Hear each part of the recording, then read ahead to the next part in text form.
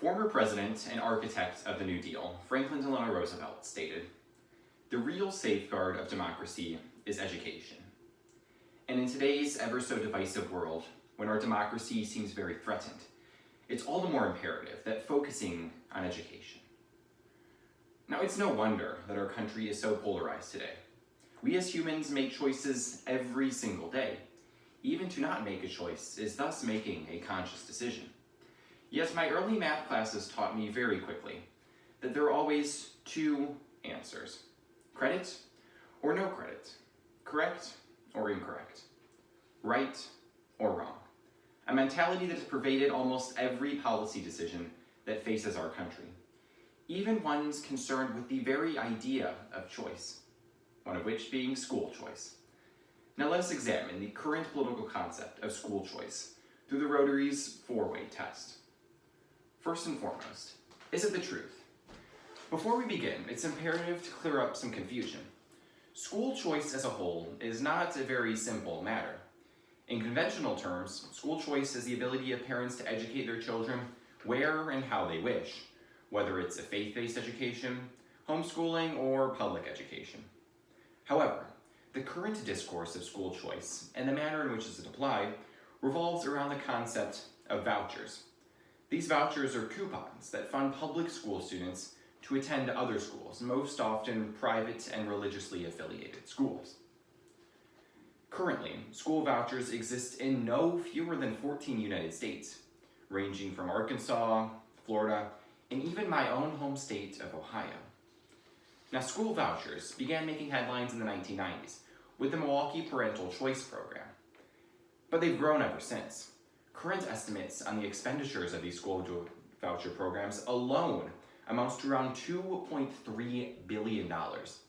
States like Florida lead the way with this, spending upwards of $966.6 million on vouchers in 2018 alone.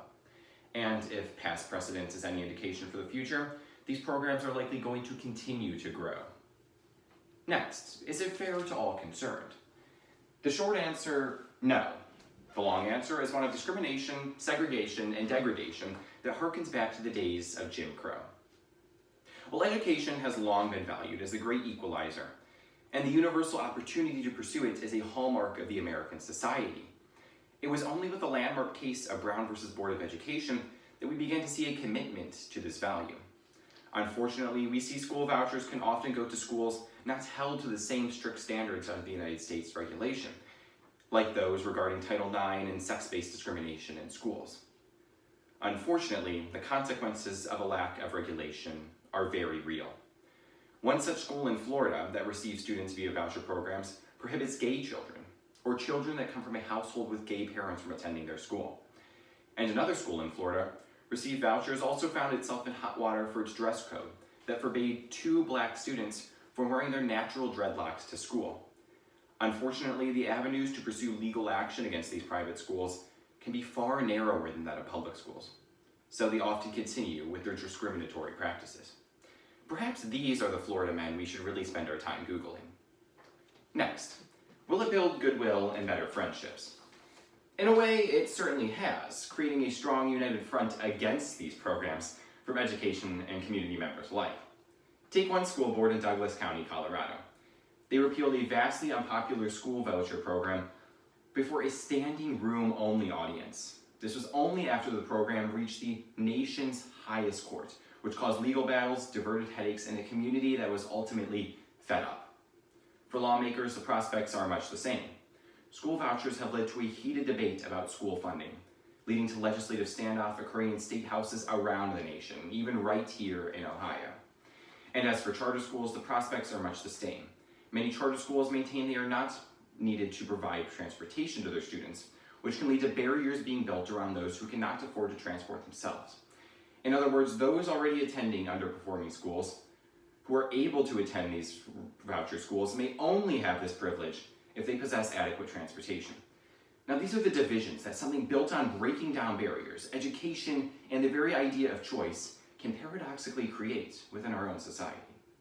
Now, finally, will it be beneficial to all concerned? Now, for those that are able to gain admissions, vouchers may be seen as beneficial. escaping the grips of a failing public school can be newsworthy, but we see not everyone will get their fame. All concerned are thus not benefited. Still, the wider scope of school vouchers shows that the expenses incurred for these vouchers often prop up failing charter and religious schools, for those leaving, quote, failing public schools. In Indiana, 2 failing schools converted to private religious schools and committed to only serving voucher students in order to stay afloat and get some extra money. And even then, attending these schools doesn't guarantee a market benefit for students. Matthew Chingos, a policy expert for the Brookings Institution, tells us that the research on these vouchers shows that kids don't make big gains when the state pays their way through private schools. And while he continues that there seems to be no clear evidence that anyone was hurt, our answers to the preceding 4 questions provide quite the counter. From applying the 4-way test to the current concept of school choice, we find that no one is too cool for that school. And hearkening back to the New Deal, we now see a new deal of education, one that's built like a business deal, that ultimately puts profits before progress.